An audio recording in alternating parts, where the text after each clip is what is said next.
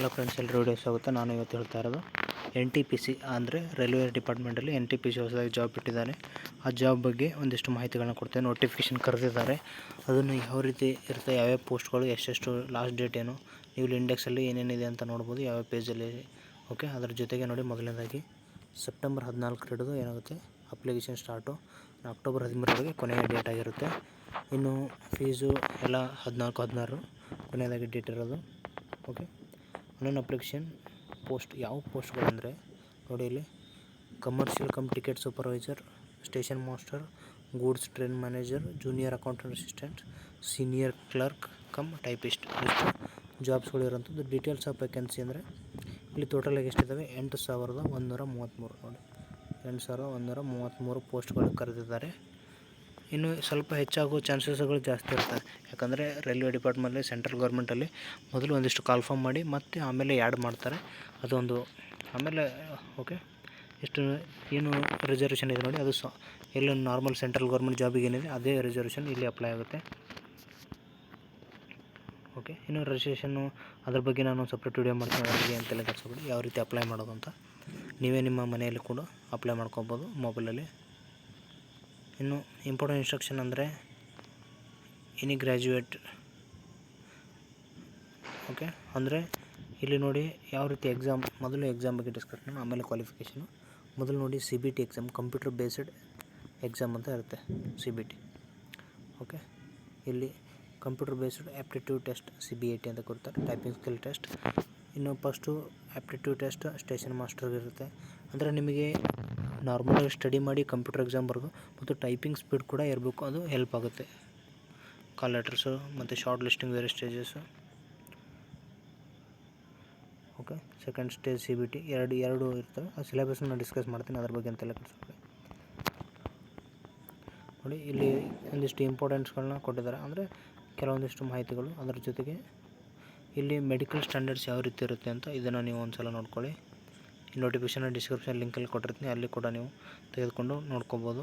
Age limit ನೋಡಿ, ಭಾಳ important ಆಗುತ್ತೆ. 18ರಿಂದ 36 ನಾರ್ಮಲ್ ಅಂದರೆ ಜನರಲ್ ಕ್ಯಾಟಗರಿ ಅವರಿಗೆ, OBC ಅವರಿಗೆ 3 ವರ್ಷ ಅಂದರೆ 39, SC/ST ಅವರಿಗೆ 1-2 ವರ್ಷ ಹೆಚ್ಚಂದ್ರೆ 40-41 ತನಕ.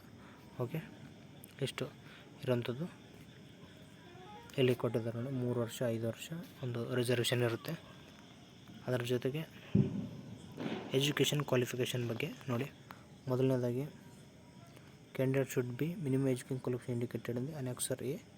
Okay, those waiting result of ನೋಡಿ, degree compulsory should not apply. ಯಾರು ರಿಸಲ್ಟ್ಗಾಗಿ ವೇಟ್ ಮಾಡ್ತಾಯಿದ್ರೆ ಅವ್ರು ಅಪ್ಲೈ ಮಾಡಬೇಡ ಅಂತ ಹೇಳಿದ್ದಾರೆ. ಯಾಕಂದರೆ ಒಂದು ವೇಳೆ ನೀವು ಸೆಲೆಕ್ಟ್ ಆದಮೇಲೆ ನಿಮ್ಮ ರಿಸಲ್ಟ್ ಬರದೇ ಇದ್ದರೆ ಆ ಟೈಮಲ್ಲಿ ಒಂದಿಷ್ಟು ತೊಂದರೆಗಳಾಗ್ತವೆ, ಹಾಗಾಗಿ ಹೇಳಿದ್ದಾರೆ.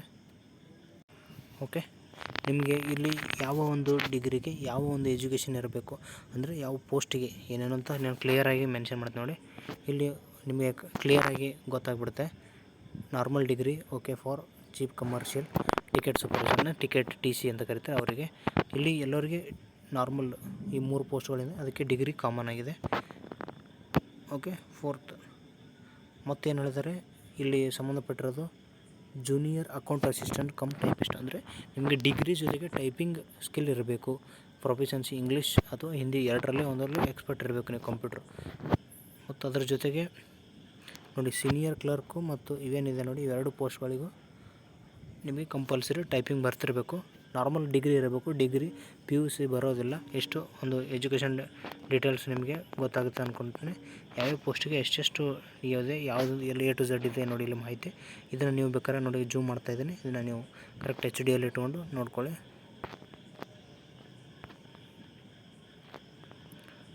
ಮೆಡಿಕಲ್ ಫಿಟ್ನೆಸ್ ಅದ್ರ ಬಗ್ಗೆ ಬೇಡ.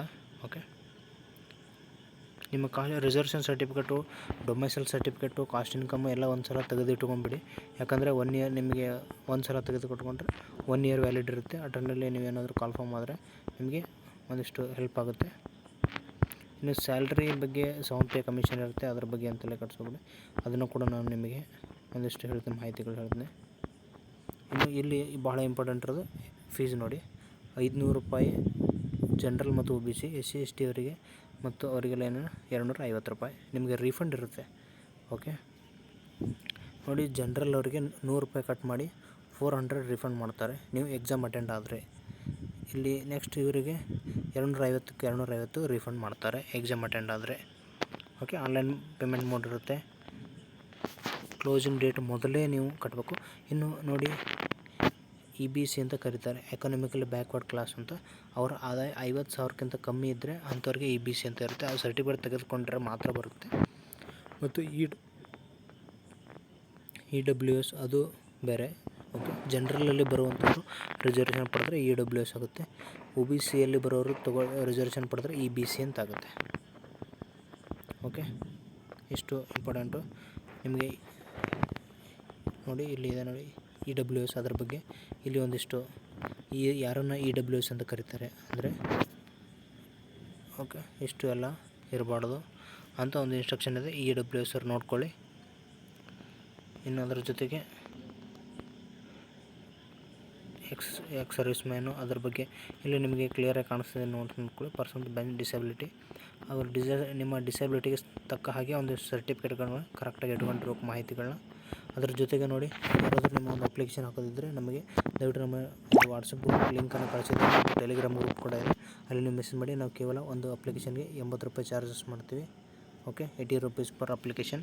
ನೀವು ನಿಮ್ಮ ಡಾಕ್ಯುಮೆಂಟ್ಸ್ ಆನ್ಲೈನ್ ಕಳಿಸಿದ್ರೆ ನಾವು ನಿಮ್ಮ ಅಪ್ಲಿಕೇಶನ್ ಹಾಕಿ ನಾವು ನಿಮಗೆ PDF ಸೆಂಡ್ ಮಾಡ್ತೀವಿ. ಓಕೆ, ₹80 ಚಾರ್ಜಸ್ ಮಾಡ್ತೀವಿ.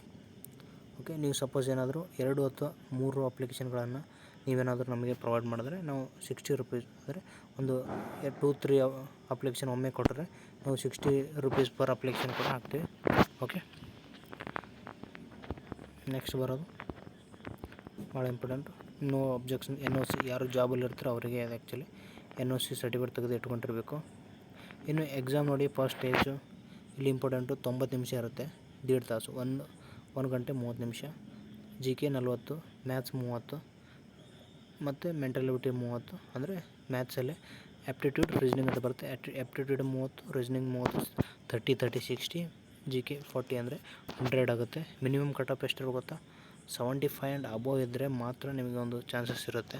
ಯಾಕಂದರೆ ಕಾಂಪಿಟೇಷನ್ ಜಾಸ್ತಿ ಇರುತ್ತೆ. ಇದು ಜಾಬ್ ಇದೆಯಲ್ಲ, ಬಹಳ ಒಂದು ಡಿಮ್ಯಾಂಡ್ ಇರುವಂಥ ಜಾಬು, ಮತ್ತು ಬಹಳ ಪ್ರತಿ 3-4 ವರ್ಷಕ್ಕೊಮ್ಮೆ ಕಾಲ್ ಫಾರ್ಮ್ ಆಗುತ್ತೆ. ಅದಕ್ಕಾಗಿ ಸ್ವಲ್ಪ ಡಿಮ್ಯಾಂಡ್ ಜಾಸ್ತಿ ಇದೆ.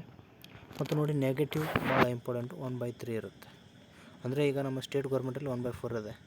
ಅಂದರೆ 4 ತಪ್ಪಾದರೆ 1 ಮಾರ್ಕ್ಸ್ ಹೋಗುತ್ತೆ. ಬಟ್ ಇಲ್ಲಿ 3 ತಪ್ಪಿದ್ರೆ 1 ಮಾರ್ಕ್ಸ್ ಹೋಗುತ್ತೆ. ಓಕೆ, ಇನ್ನು ನೆಕ್ಸ್ಟು ಇನ್ನು ಯಾವ್ಯಾವ ಚಾಪ್ಟರ್ ಇದೆ ಮ್ಯಾಥಮೆಟಿಕ್ಸಲ್ಲಿ ಅಂತ ಇಲ್ಲಿ ಕ್ಲಿಯರಾಗಿ ಮೆನ್ಷನ್ ಮಾಡಿದ್ದಾರೆ. ಹಾಗಾಗಿ ನೀವು ಇದನ್ನು ನೋಡಿಕೊಂಡ್ರೆ ಬೆಸ್ಟು.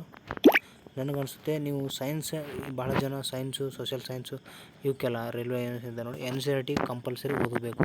NCERT ಓದಿದ್ರೆ ಮುಗೀತು. ಮತ್ತು ಅದರ ಜೊತೆಗೆ ಸ್ವಲ್ಪ ಕಂಪ್ಯೂಟರ್ ಕ್ವಶನ್ಗಳನ್ನ ಕೇಳ್ತಾರೆ, 1-2 ಬರ್ಬೋದು. ಬಟ್ ನೆಕ್ಸ್ಟು ನೋಡಿ, ಎರಡನೇ ಸ್ಟೇಜಲ್ಲಿ ಕೂಡ 90 ನಿಮಿಷ, ಅಲ್ಲಿ 50 GK, 35 ಗಣಿತ ಮತ್ತು ಆ್ಯಪ್ಟಿಟ್ಯೂಡ್ ಮ್ಯಾಥಮೆಟಿಕ್ಸ್, ಒಂದು 35, 70, 120 ಪ್ರಶ್ನೆಗಳು, 90 ನಿಮಿಷ.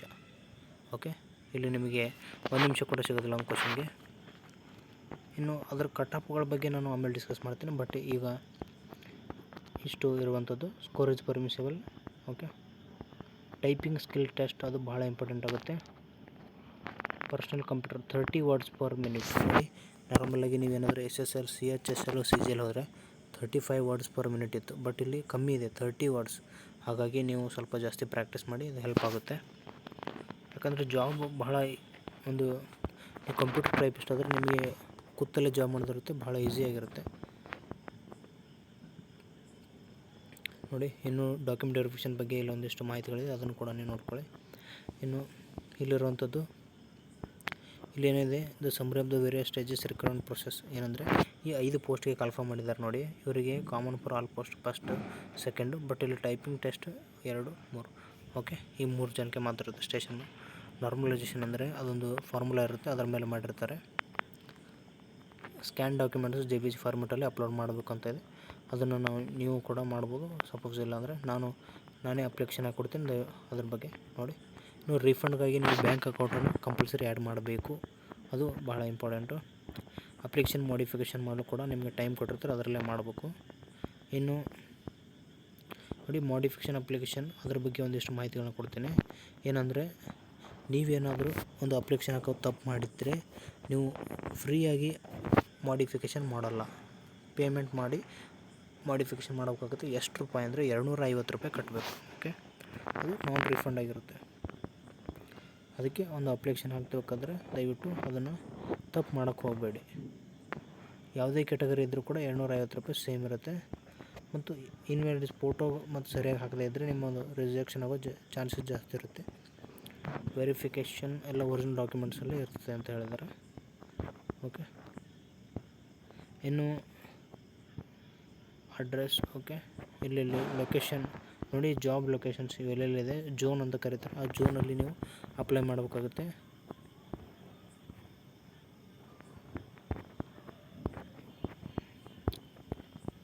ಝೋನ್ ಜೊತೆಗೆ ಈ ಒಂದು ಸರ್ಟಿಫಿಕೇಟ್ಗಳು ಯಾವೊಂದು ಫಾರ್ಮ್ಯಾಟಲ್ಲಿರ್ತವೆ, ಈ ಥರ ಫಾರ್ಮ್ಯಾಟ್ಗಳಿರ್ತವೆ. ಎಲ್ಲ ಫಾರ್ಮ್ಯಾಟ್ಗಳು ನೀವು ಸೆಂಟ್ರಲ್ ಗೌರ್ಮೆಂಟ್ ಫಾರ್ಮ್ಯಾಟ್ ಅಂದರೆ ಸಪ್ರೇಟಾಗಿ ನೀವು ನಿಮ್ಮ ನಾಡ ಕಚೇರಿಯಲ್ಲಿ ತೆಗೆದುಕೊಡ್ತಾರೆ. ಅವನ್ನು ತೆಗೆಸಿಟ್ಕೊಳ್ಳಿ. ಸೆಂಟ್ರಲ್ ಗೌರ್ಮೆಂಟ್ದು ಪೋಸ್ಟರ್ಸ್ಗಳು ನೋಡಿ, ಯಾವ್ಯಾವ ಝೋನಲ್ಲಿ ಎಷ್ಟೆಷ್ಟು ಪೋಸ್ಟ್ ಇದೆ ಅಂತ ಇಲ್ಲಿದೆ.